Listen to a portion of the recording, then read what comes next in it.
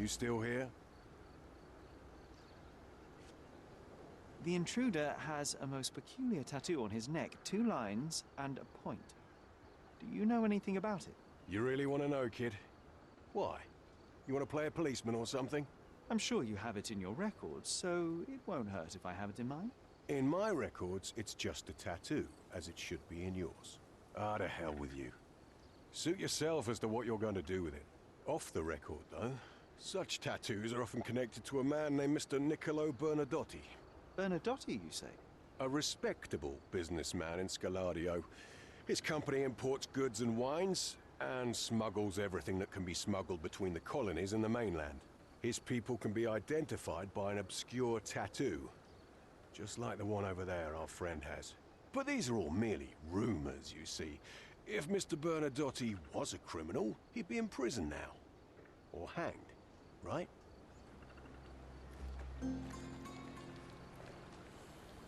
I owe you a lot, Mr. Holmes. You're disturbing a hornet's nest here, son.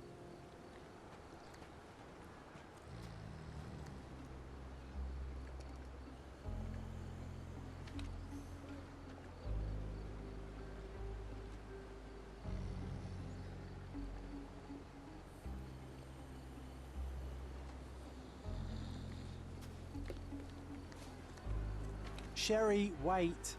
You might want to settle all the matters in the camp before leaving. You probably won't be coming back here anytime soon.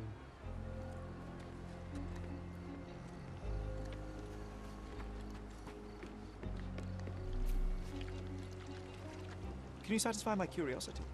Sorry, we don't see much here.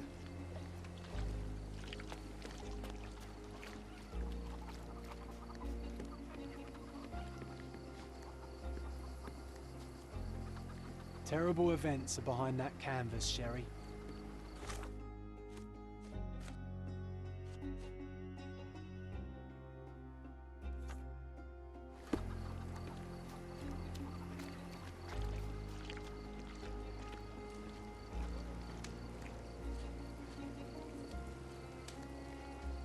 May I ask you something? They often take us from the camp to work. Most don't mind, though. It's the only way to get a glimpse of freedom.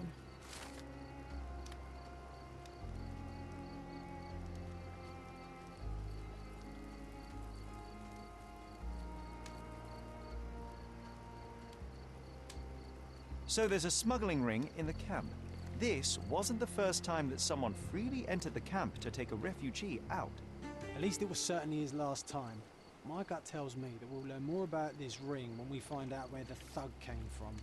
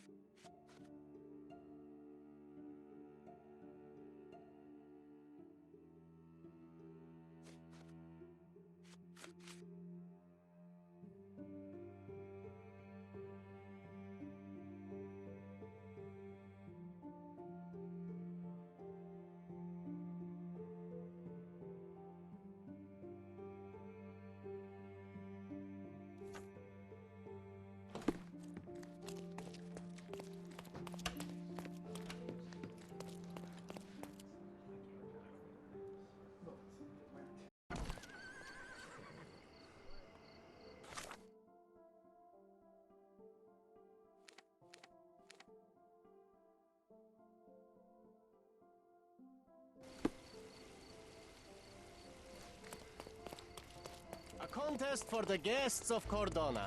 Find hidden treasure.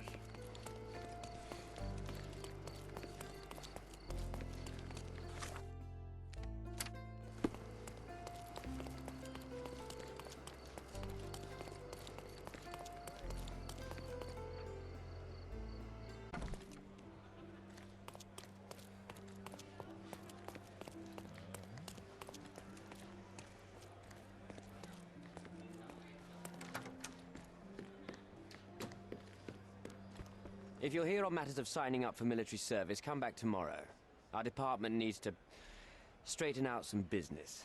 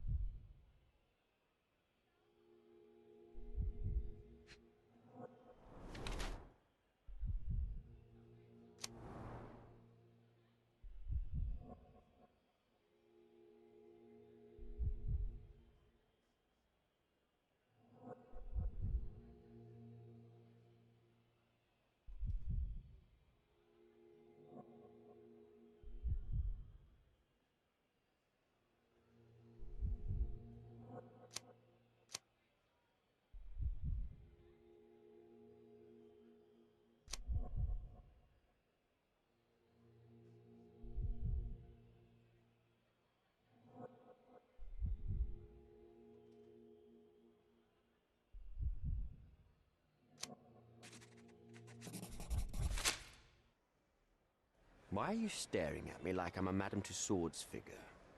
Didn't you hear what I just said? You blame yourself for what you did. Won't be any good unless you confess to me, so I'll try to be polite. What sort of did are we talking about? Are you from the press? I'm here because of Naylor. Who? You don't remember her name. Lad, if you won't tell me where you came, I'll call for someone here to sort you out, if you get my meaning.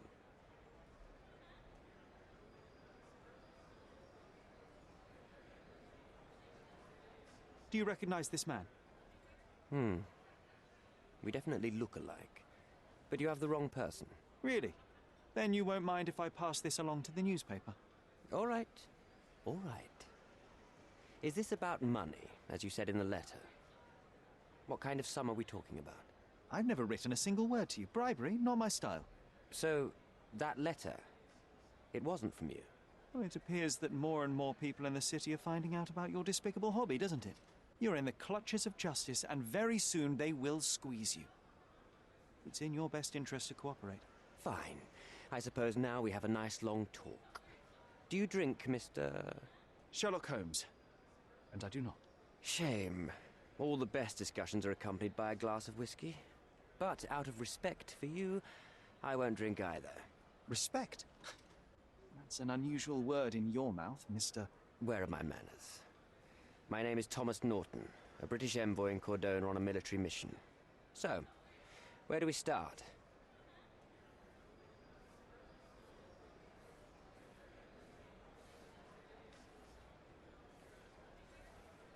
You mentioned blackmail.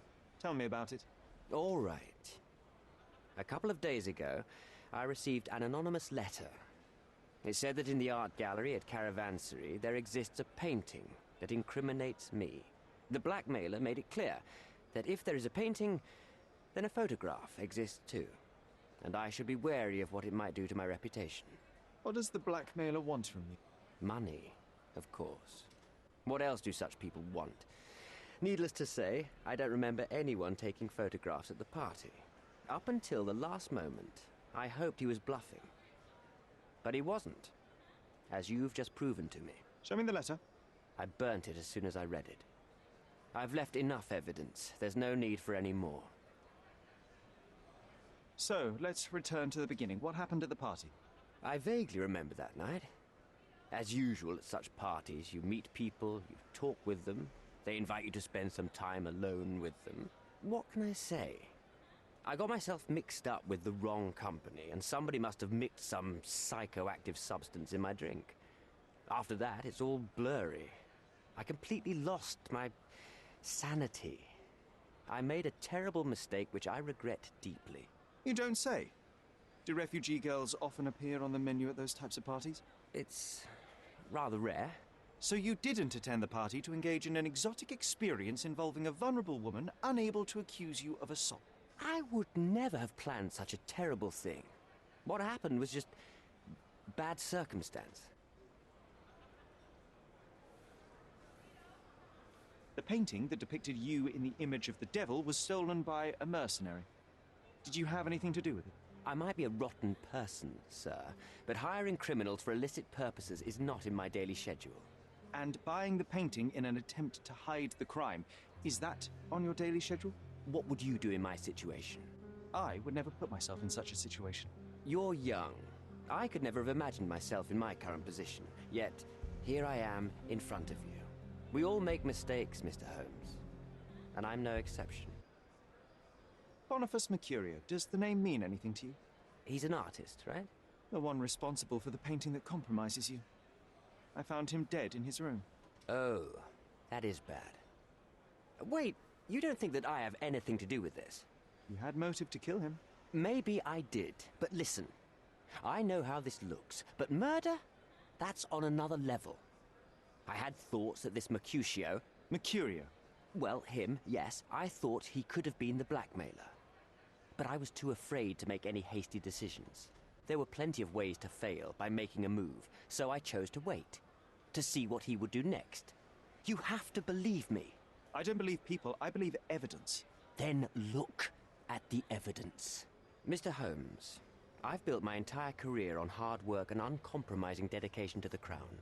I made a mistake, but I'm not a villain from some cheap adventure fiction. By putting me behind bars, you will benefit precisely no one. Rotting in prison is the least you deserve, but I have a better idea. You will make amends and help the ones you hurt.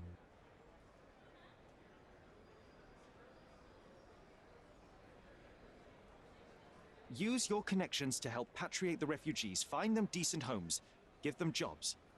There must be a meaning to your position and my decision. Yes, all right, I can do that.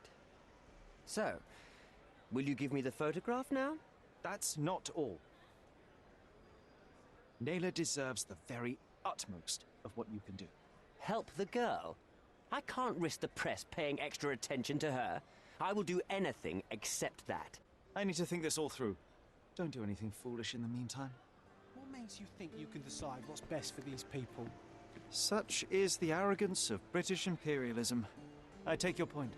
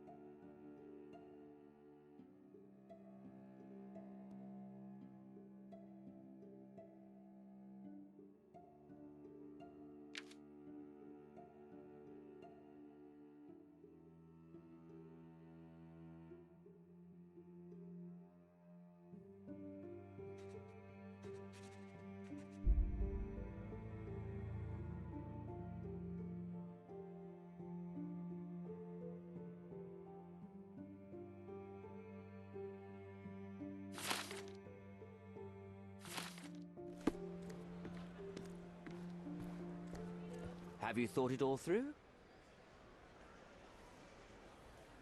Almost. The refugees, what will happen to them? Well, I wouldn't be standing here in this fancy office if I didn't know how to pull the right strings. In fact, it's the only thing I know. The local governor will receive a decree signed by the House of Lords containing a request to patriate the refugees in the name of the Crown. From where did you gain such influence? I never asked you how you found the photograph. So don't ask the magician how he performs his tricks. But how can I believe you? Ugh. I presume you do believe in my selfishness. The initiator of the refugee salvation will be none other than the British envoy, savior and protector of those in need. It's a win situation for me, too. Now, what about the photograph? You deserve to be punished, but the greater good is what matters here. I won't bargain it for justice for Ned. I'm glad that this situation is over. It will be over when you settle the matter of the refugees. You have my word, Mr. Holmes.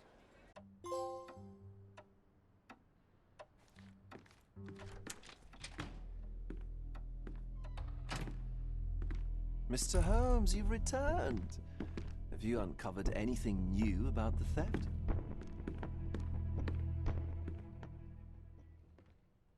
I've brought news, but not all of it will please you. Fill me in, Mr. Holmes. I won't shoot the messenger. I tracked down Boniface Mercurio. I presume he wasn't delighted about the situation. He was not having a good day on account of his murder. Killed in his own flat by the same person that stole his painting. Oh, sweet Mercurio. Perishing in the pursuit of his art. How apt. I will miss his exceptional sense of humor. I located the thief, but found him rather cold. He was tight-lipped about the painting, too. He's dead. How very droll, Mr. Holmes. One presumes you were not responsible. It was an accident at the refugee camp. He impaled himself on his own knife. Life is nothing if not cruel and capricious. What about the stolen painting? Have you located it? Unfortunately, I could not locate the missing painting. Oh, Mr. Holmes, such disappointing news. Not even a shred of information? The slightest lead? I'm afraid the case has gone cold. I suppose if you were unable to find it, no one else could. What a pity. Oh, but I can tell. You learned something else, didn't you? What happened to your crusade of truth? Was it not that important, after all? No truth will satisfy you, Mr. Vogel. It was not an attack, Mr. Holmes. If you've chosen not to tell me, I respect your intention. But it is just rather boring, isn't it? It is what it is. Well, now that we've resolved all of our outstanding matters, I have a gift for you. I took the liberty of having it delivered to Stonewood Manor. I am told it belonged to your mother. Previously, you mentioned there may have been more to my mother's passing than consumption. It appears you were right. Oh dear, I'd hoped to be wrong. She was unstable, mentally unwell. She required sustained, specialized treatment, but her madness persisted. I knew that Violet had disappeared from the public eye, but had no idea of her suffering. I cannot imagine what you're feeling. I'm fine. And what exactly have you sent me? Frankly, I'm not sure how to answer that. I trust you'll know. Thank you, Mr. Vogel. I am curious to see what you have procured.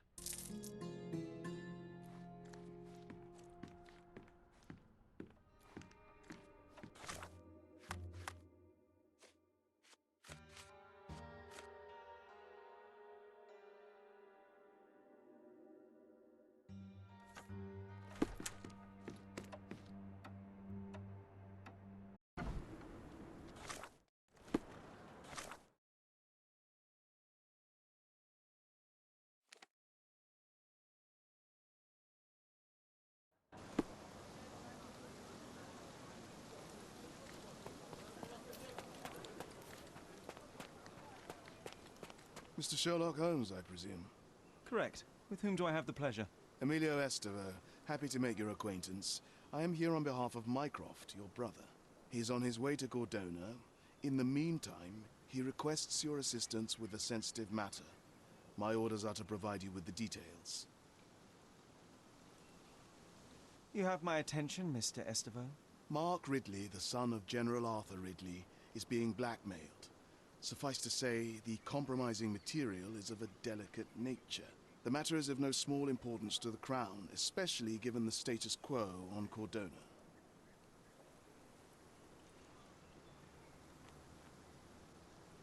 What about the status quo? The Ottoman population holds a certain animosity towards the colonial rule.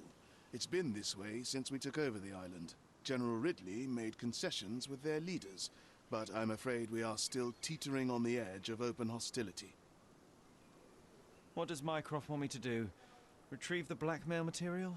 No, sir, nothing of the sort. Mark Ridley is meeting the blackmailer atop the old city bridge tower. You shall observe from a distance, then establish the blackmailer's identity.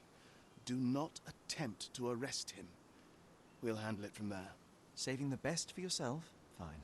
There is a cafe just over the bridge that provides a good vantage point. Please report to me when you are done. I'll be waiting for you here, and remember, discretion is of the essence.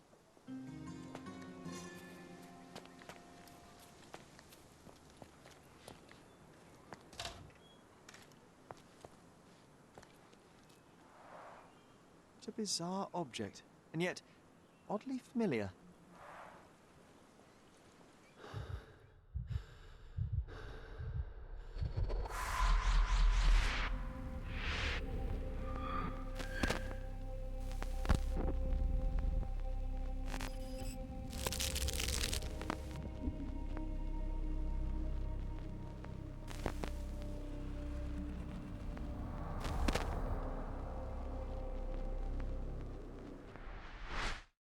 Did you just remember something? Yes. A room full of curiosities and artifacts. I think I can find it in the manor. Sherlock. So, you continue to pursue the imaginary. I had hoped you might have got all this out of your system by now. Mycroft, what are you doing here? Get out of my house. It's my house, actually. I've come to bring you back. I have no interest in returning, let alone with you. I know you lied about Mother all these years, claiming she was merely ill, but she was unstable. She never had tuberculosis. She was not recuperating, but mentally deteriorating, and you never once thought to tell me. How dare... I shall not indulge this petulant tantrum. You can just tire yourself out and then slink back to London with your tail between your legs. Just tell me everything! I'm an adult now. Show me the basic courtesy of an explanation. You know I will find out eventually. The goal was stability, and that's what you got. The right thing for everyone was to try and move on from her passing. The consequences of one's actions determines what is right or wrong. Yes, exactly. The ends justify the means. After leaving Cordona, Sherlock, you had a normal childhood. In London, I was able to support you, guide you, shape you into a fine and productive young man. You have so much potential, so much to offer society. But that's not the end. Now I found the truth, and it has shattered everything I knew about her, about you, and about myself.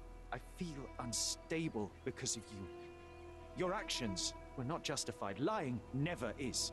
Oh, grow up, Sherlock. It was a white lie which has as much use in the realm of the interpersonal as the international. It is time you come to accept that some things are bigger than yourself. Oh, you are full of it. You like to pretend you care about the big picture, but it's just an ego trip. You like knowing more than others. You like greasing palms and rubbing shoulders with the rich and powerful. You like having eyes and ears everywhere. The fact it helps the nation is incidental, because all you care about is yourself. It's true. I have agents everywhere, including Cordona. If you weren't so damn stubborn, you'd realize that means I'm only here for you.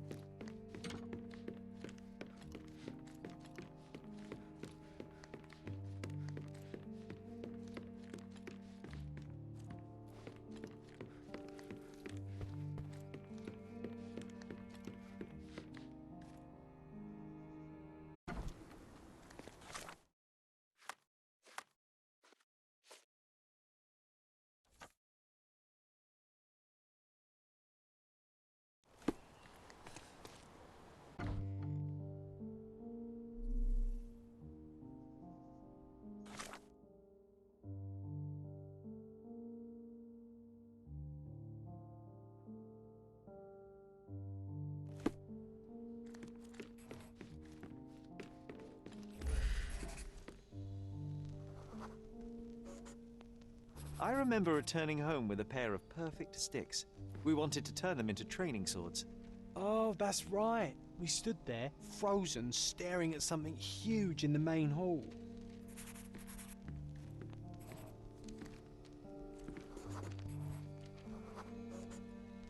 It was a giant aquarium with a living mermaid in it. Impossible, it must have been something else.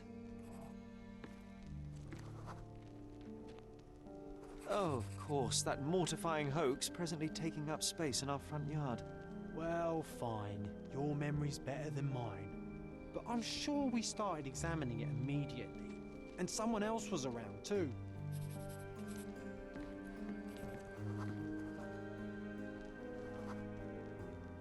It was my mother. She asked what I thought of the artifact. You were really concentrating and holding something in your hand. I inspected it with a magnifying glass and was able to confirm it was made of two different skeletons. The mermaid was a fake. And so it was time to smash the thing. Your mother took a hammer and... Slow down, John. That's not how it happened. I remember other people joined us. The workers took the artifact and placed it into the cabinet of curiosities. It became part of Mother's collection of fakes. She always said that the truth lies in the details. This mermaid helped me to learn that.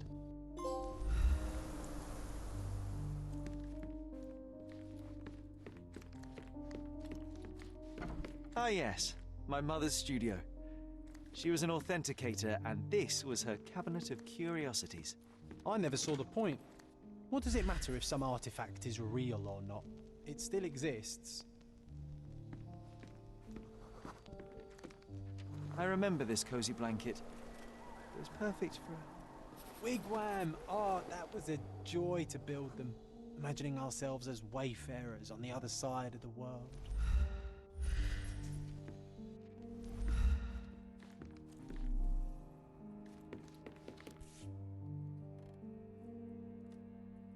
Watkinson and Holman, Chapter 1, by Wallace D. Oram.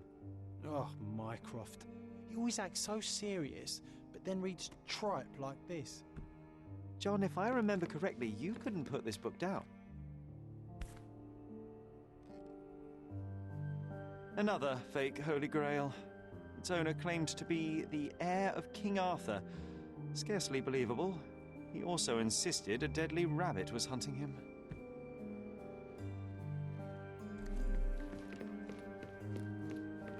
The so-called mummy of a Persian princess. The defrauders did good work, but missed one small detail. It's the mummy of a man. And this one was brought from a German museum. They claimed it belonged to Vikings. Nonsense, of course. Vikings never had horns on their helmets.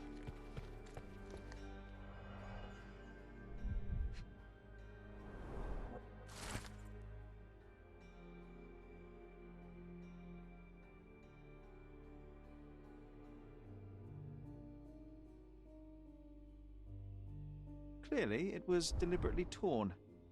I wonder why someone would do that.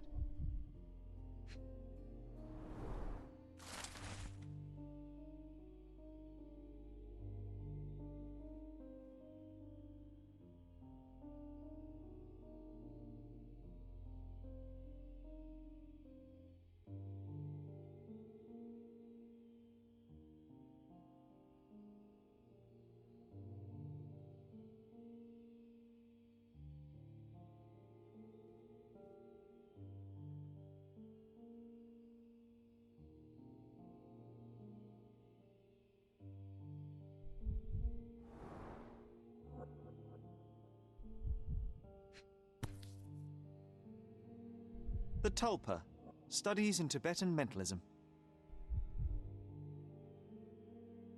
An impressive number of bookmarks. Someone was rather obsessed with this subject.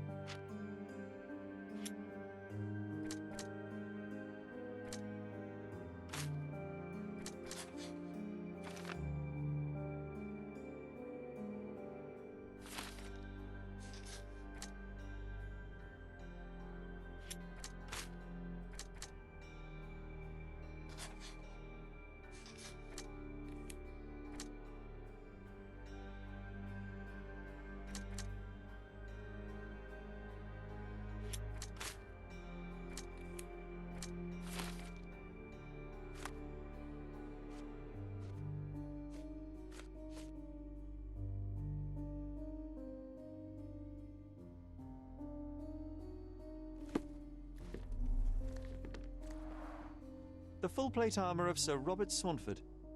I was told my father won it in a wager.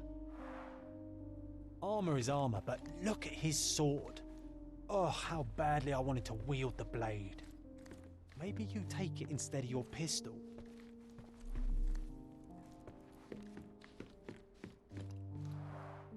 Mother said this was among the hunting trophies of a Scottish Viscount.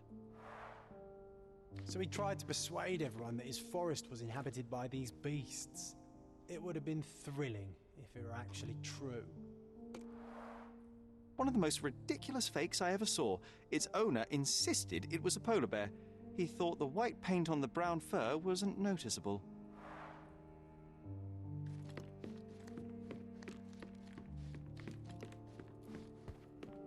Oh, I remember these. We used them to spar together until Mycroft found out and forbade us from using real weapons.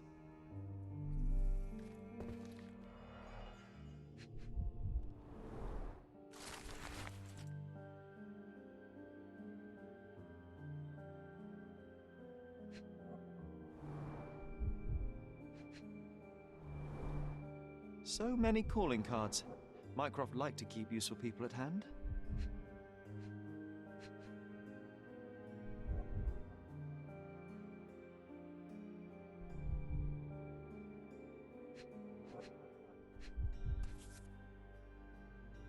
Carefully opened. Dated 24th of April, 1869.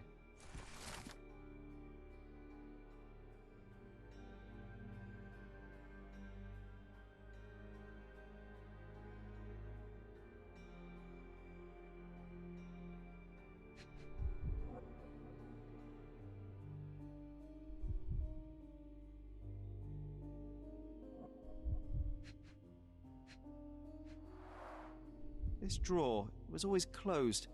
Only Mycroft knew how to open it. I remember we tried to break it open and spy on him, but alas, had no success. Maybe today's the day. Oh, Sherry.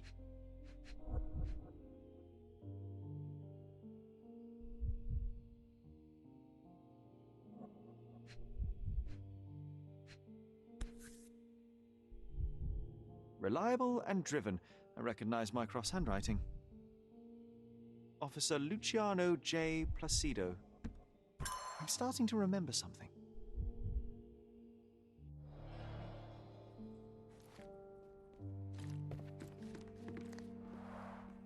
Look, it's Roger. This jolly old man's well preserved. Even looks refreshed. I doubt he drew much interest at the auction. That's for the best. I'd be upset if he fell into the wrong hands.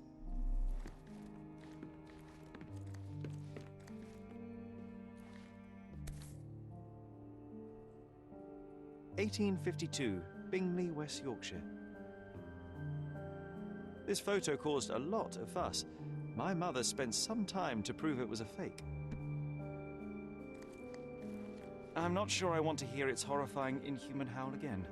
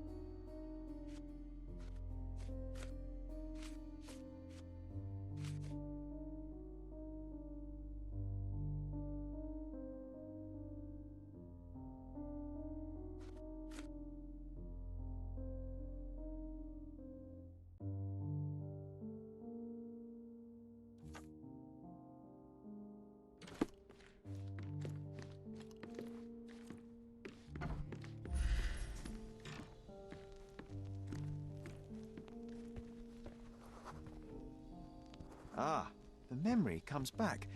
We snuck about watching him. He closed the drawer and went to the hall. We were like two shadows crawling behind him.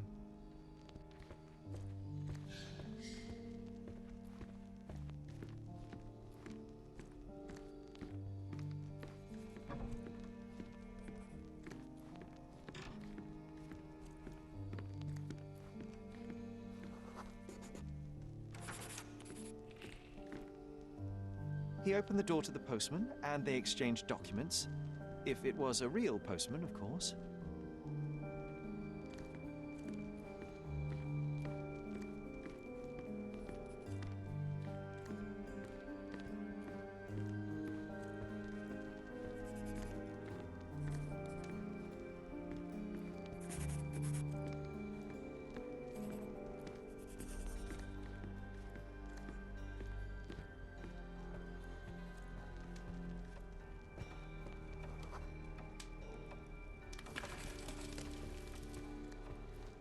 Then he threw some logs into the fire and sat in his armchair to read.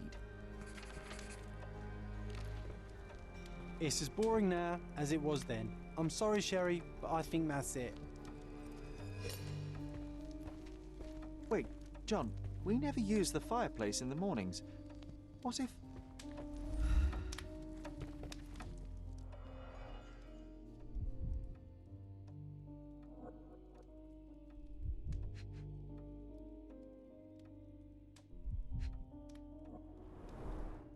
A bit of juniper in the fireplace created a soothing atmosphere. It's the little things, isn't it?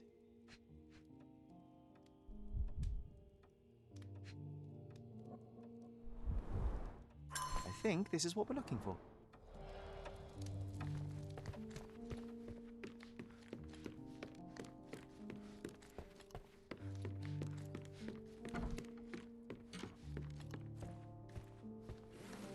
We made it. So what's there?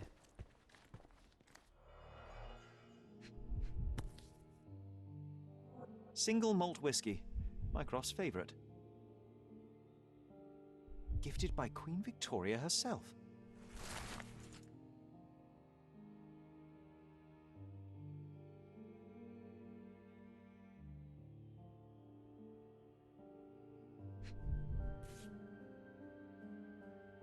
Otto Richter.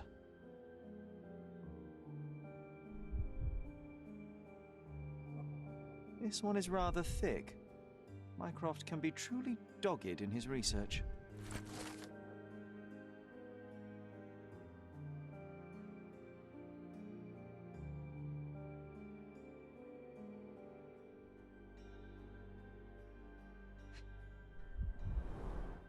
Dossiers on the most influential people on Cordona.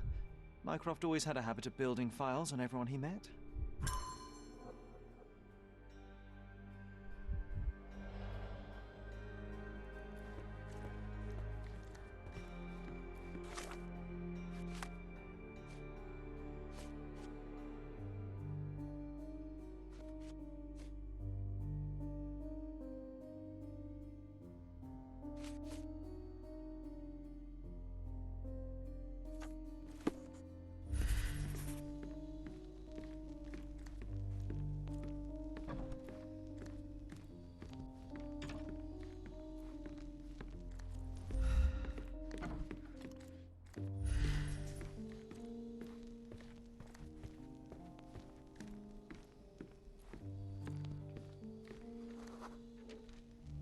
I used this ladder to look at the top shelf, right?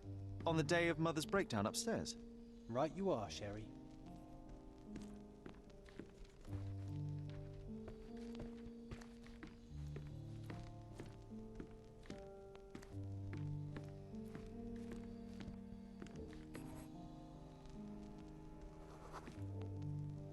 We heard a noise. I can't recall of exactly what, and we didn't have a great view from behind the statue.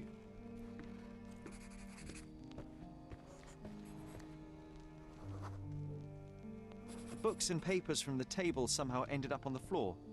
Now it's coming to the surface. I feel it.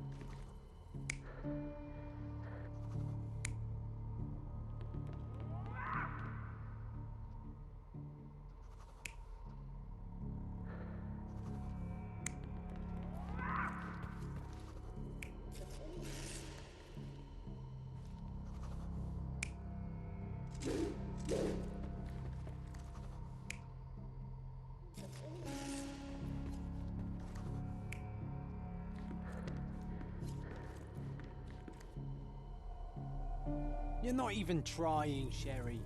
Concentrate.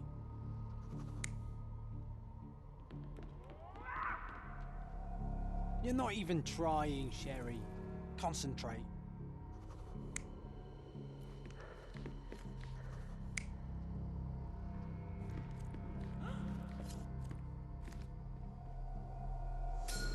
Come on, Sherry. Let's go outside. Wait. Did you hear that? Come here, Sherry. You call this progress? Charlatan, amateur. I'm not letting you anywhere near my mother again.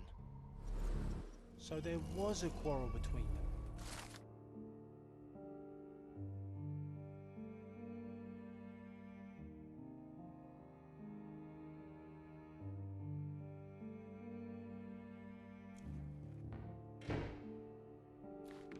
I heard a noise in the hall. Let's check it out.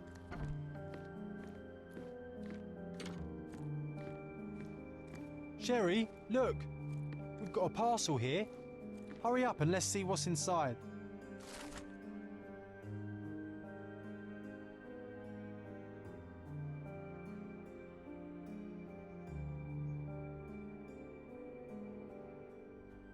An invitation that comes with a mask.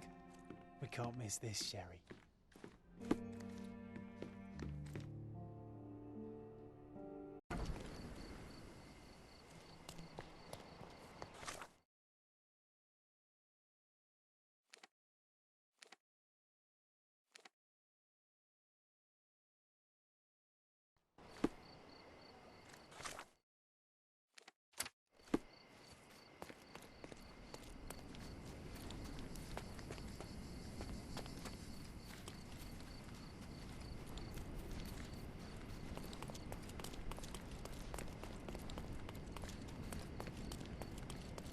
Look at that airship.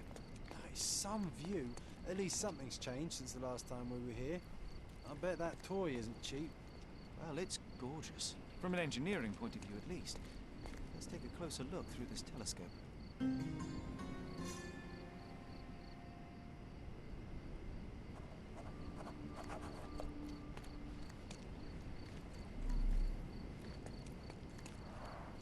Led Zeppelin, 1880. Built in the name of power and glory of invaders, with the assistance of their dog, Edric Arat will be avenged.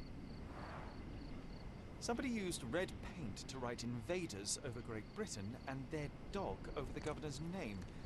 And then... What is Edric?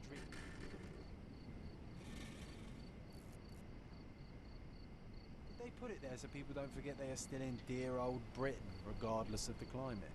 Either that, or it's a reminder for the locals to behave. Somebody seriously doesn't like this machinery floating above their heads. If they mean this revenge thing, something bad might happen. Maybe we should look into it. What'd you say, Sherry?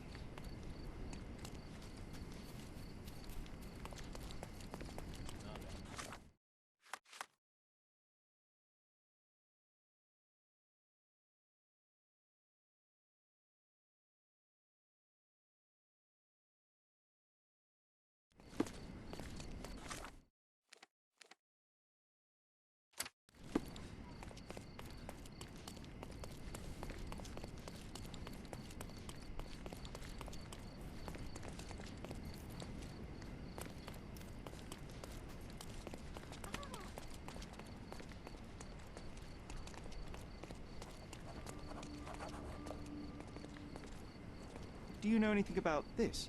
It's funny when someone like you asks someone like me for help. Set up.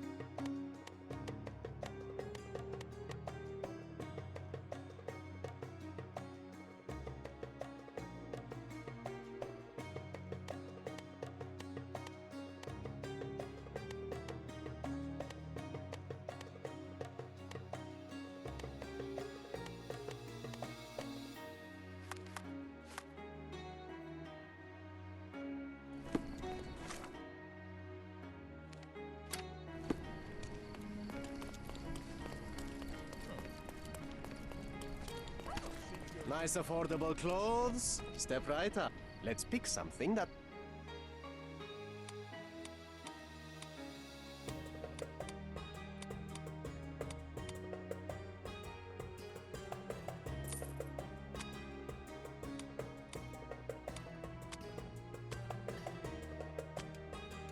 A good choice. A good choice indeed.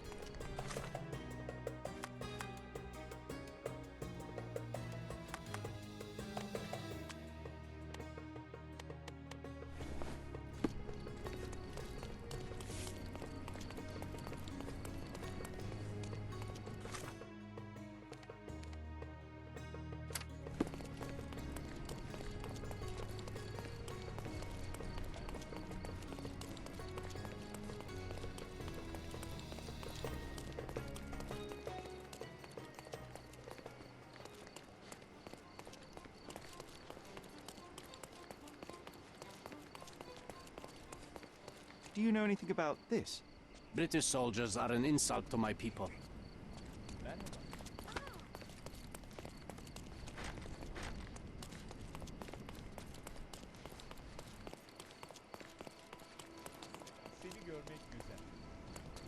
Can I ask you a question?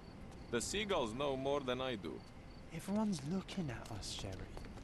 You sure you know what you're doing?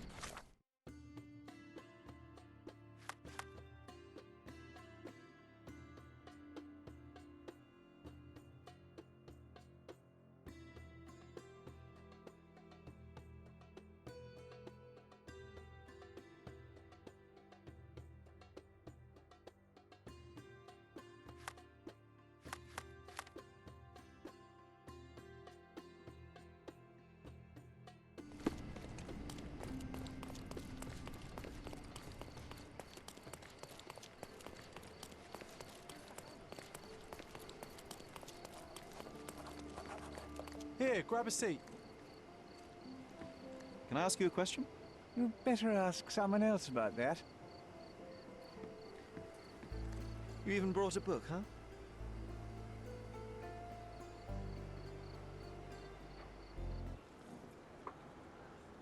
May I have... Same as always. You just don't give up, do you? Oh, come on, let's get closer. We can't see anything from here. No, too early. So we're just going to sit here all day? Patience, John. I have a feeling this is more than simple blackmail. We'll be close when the blackmailer leaves, and then... Go!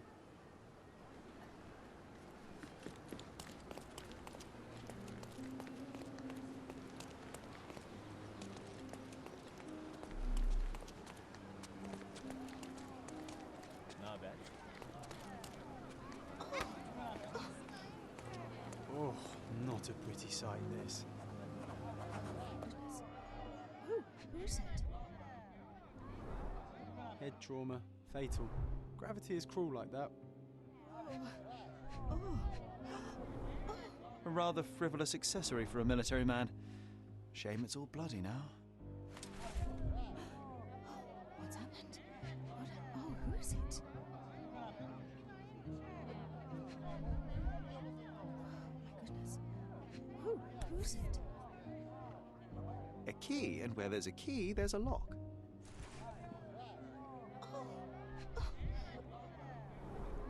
He was stabbed several times before he fell. The shape of the wounds suggest a curved blade. The knife is missing. It's almost like he's dancing. Dancing the dance macabre. No signs of life, no pulse. I'm declaring Corporal Ridley dead.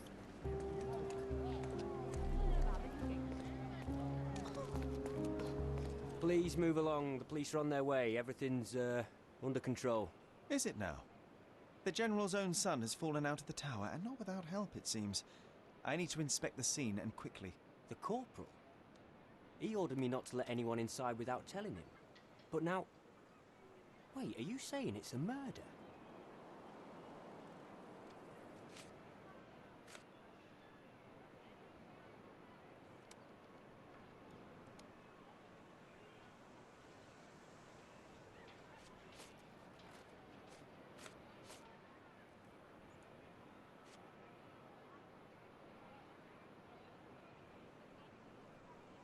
Doesn't prove it's a murder. A brief examination of the body was enough for me to conclude that he was murdered by a blade of Ottoman origin. You can't possibly be so certain. Oh, I can be. The corporal suffered deep stab wounds which were inflicted with great force. They were made by a knife meant for cutting, not stabbing. A curved blade, such as an Ottoman jambir or a Gurkha kukri. I haven't seen any Gurkhas on the island, so the conclusion is quite obvious. Amazing. You do seem more than competent. All right, go in. I'll wait here for the police. Did you see anything suspicious? No, sir, nothing. Corporal Ridley had to attend to some private matters upstairs. No one went in, no one came out. Oh, but that means the killer is still inside. Are you sure you want to go in alone? I'm not alone. I have my friend with me. Your friend? You mean your gun? There's no one at... Never mind, I'll be fine. The killer's gone, vanished into thin air.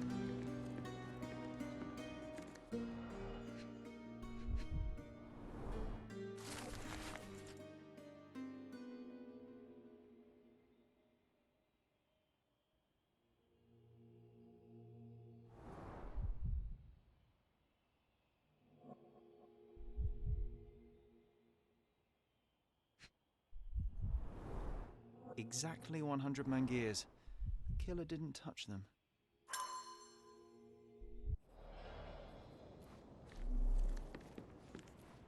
This cigarette is still smouldering.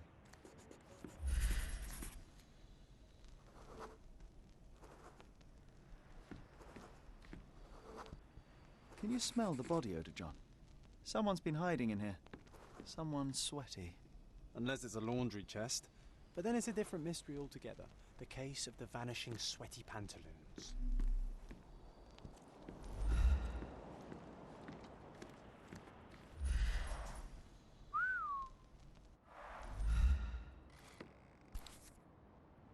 This blade is a naval officer's dirk, sharp and well cared for. The edge is covered with blood, but the tip is clean.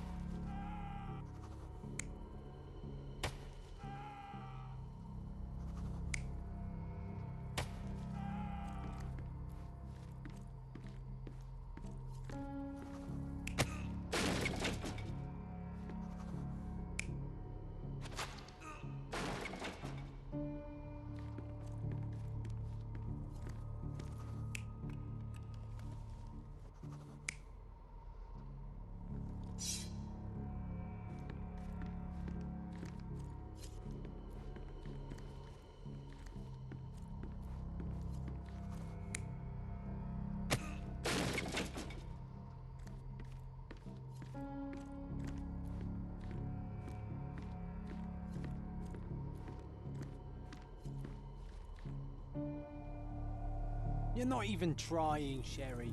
Concentrate.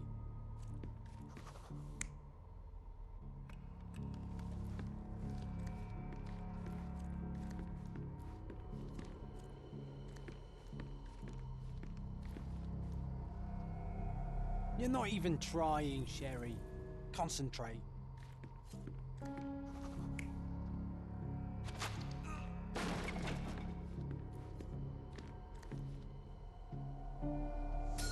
Ridley was attacked by his blackmailer, but before being pushed out the window, Ridley managed to wound him.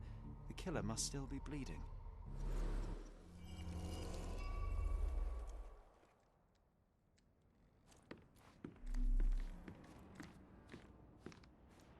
So what happened? Was there anyone upstairs? No, the killer escaped. We're dealing with a carefully planned assassination.